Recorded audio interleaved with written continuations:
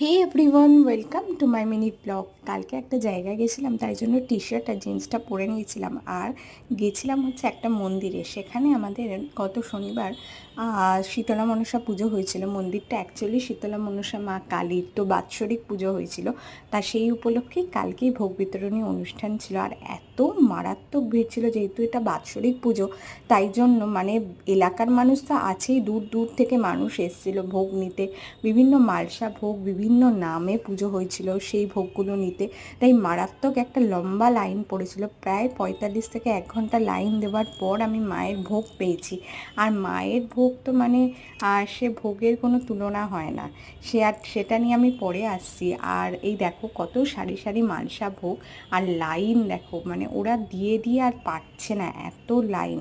তারপরে আমি ভোগটা পাওয়ার পর নিয়ে বাড়ি চলে এলাম। আর অ্যাজ ইউজুয়াল বাড়িতে খুলে টিফিন বক্স তো নিয়ে গেছিলাম, তো টিফিন বক্স খুলে জাস্ট ভোগটা দেখাচ্ছি। দেখো খিচুড়িটা অসাধারণ ছিল।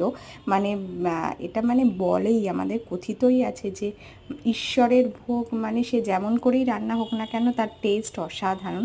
তো খিচুড়ি আর আলুর দম দেখো, এটা কিন্তু সাথে সাথে রান্না করে আমাকে দিয়েছে, তাও সে কি অপূর্ব মানে তার টেস্ট। দেখো খিচুড়ি আর আলুর দম আর ভোগটা খেয়ে নিলাম।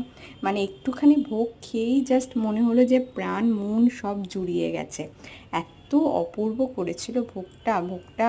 খিচুড়িটা যেমন মানে টেস্টি, আলুর দমটাও তার সাথে তেমন টেস্টি। যারা যারা মালসা ভোগ দিয়েছে তাদের আরও অনেক কিছু দিয়েছে, ভাজা, চাটনি, বাট আমার এমনি ভোগ ছিল, তাই জন্য খিচুড়ি আর আলুর দমই পেয়েছি।